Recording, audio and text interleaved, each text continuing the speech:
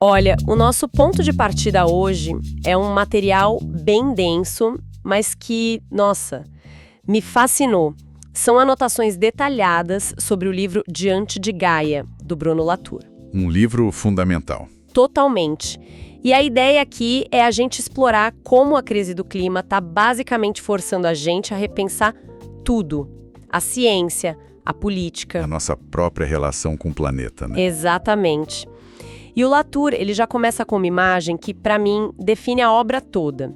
Ele diz que a gente viveu séculos num antigo regime. Antigo regime. O que seria isso? Era um mundo onde a natureza era o cenário, sabe?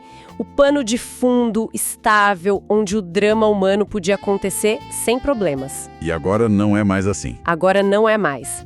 Entramos no que ele chama de novo regime climático. Você está assistindo Rasura Podcast, um canal que dá vida ao mapa mental dos gênios. E a frase dele é genial. Ele diz: é como se o cenário tivesse subido ao palco para compartilhar a trama com os atores. Uau. O palco virou personagem. Exato. O chão debaixo dos nossos pés deixou de ser passivo. Virou um ator principal e um ator bem temperamental, aliás. Tá, essa imagem é muito poderosa.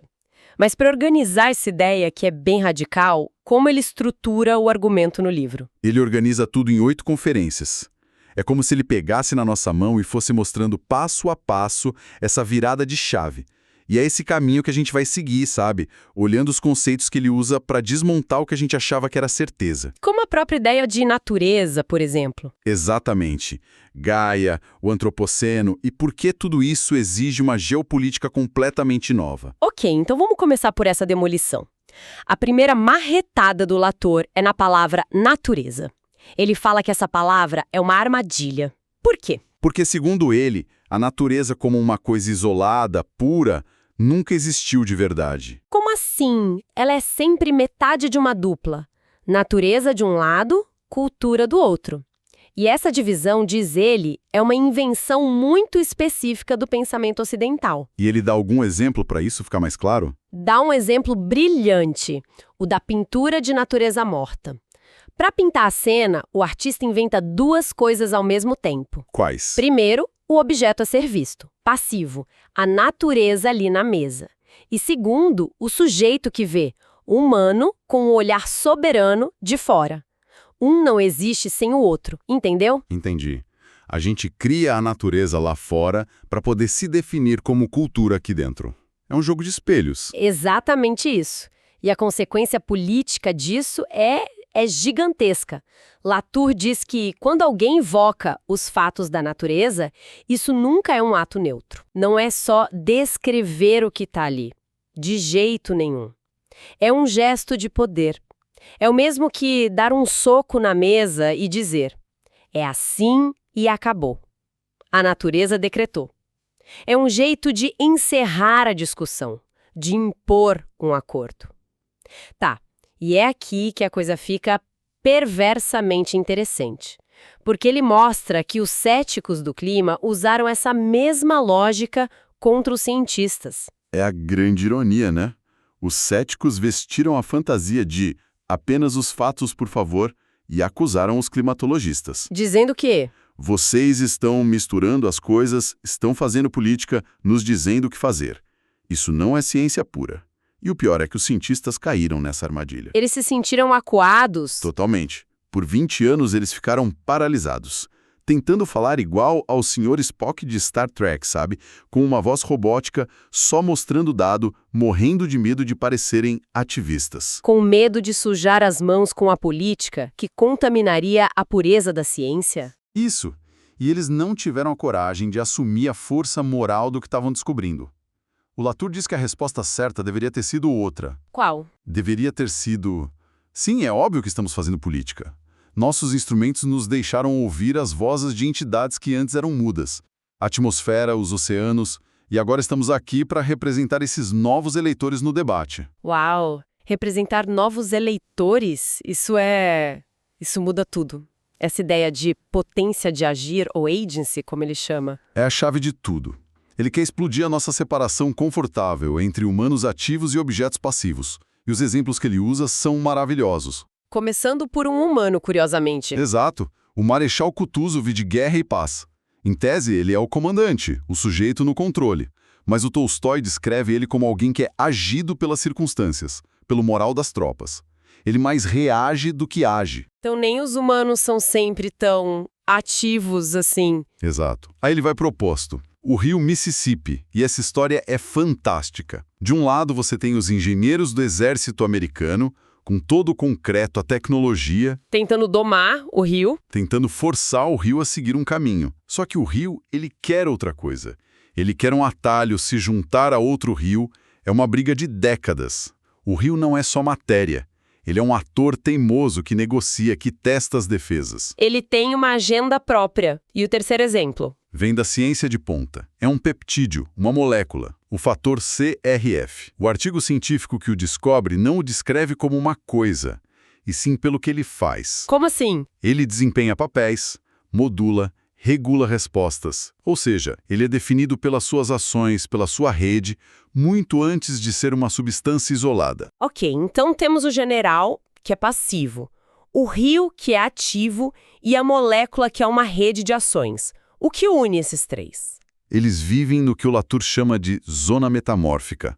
O nome parece complicado, mas a ideia é simples. Que seria? É um espaço onde os papéis são trocados o tempo todo.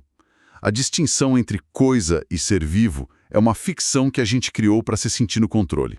A gente desanima o mundo para poder se superanimar, se dar consciência, liberdade. E é nesse mundo cheio de agentes que surge a Gaia.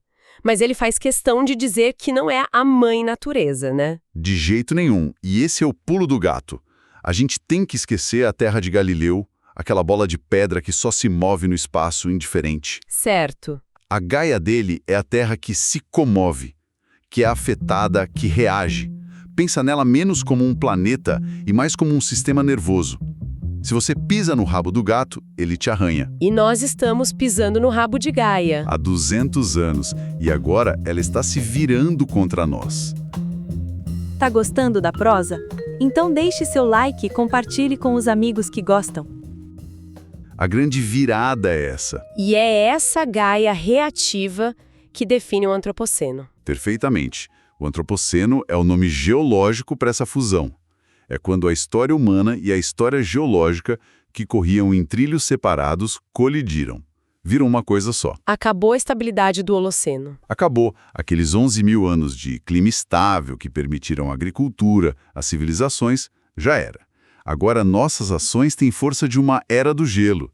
Não existe mais história humana de um lado e história da Terra do outro. E isso nos leva a uma crítica direta, a uma imagem muito forte para nós que é a do globo, a bolinha azul vista do espaço. Exato. Latour, citando outro filósofo, o Sloterdijk, diz que essa imagem é uma armadilha perigosíssima. Por quê? Porque ela nos dá a ilusão de que somos deuses, olhando o problema de fora como se pudéssemos gerenciar tudo, com um plano global. Mas ninguém vive no globo. A gente vive no nosso lugar. A gente vive no bairro, na cidade. A enchente não é um problema global.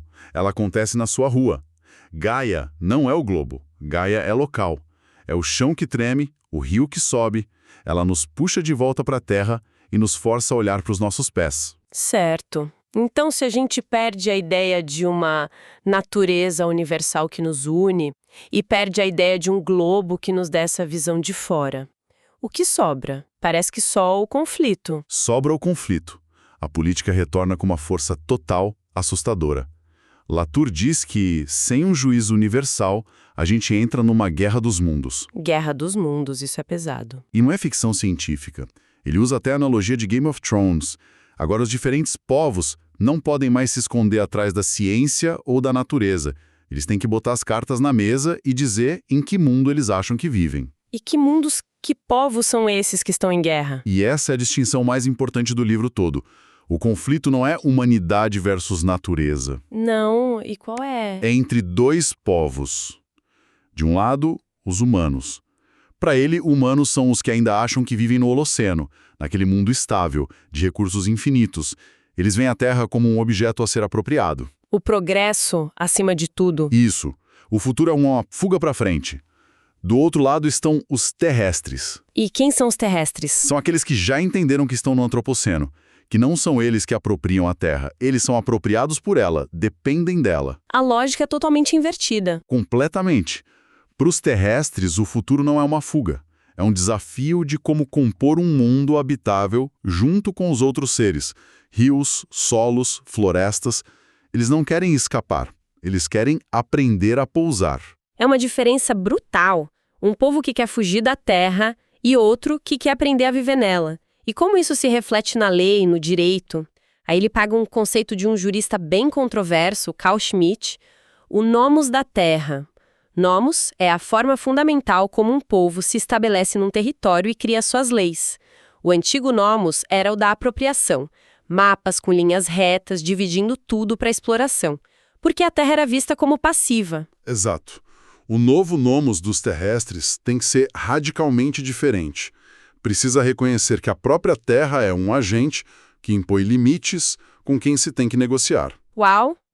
Ok, vamos só recapitular a jornada, porque é muita informação. A gente saiu de um mundo com o palco mudo. Passamos pela ideia de que tudo tem potência de agir. Encontramos Gaia, essa entidade que reage. E chegamos a uma guerra entre humanos e terrestres. As velhas certezas foram para o espaço mesmo. Totalmente demolidas. E por isso que a obra do Latour é, no fundo, um chamado para a gente reimaginar a política do zero. Se não tem um árbitro superior... Nem Deus, nem natureza, a única saída é a diplomacia. Mas uma diplomacia que inclua todo mundo.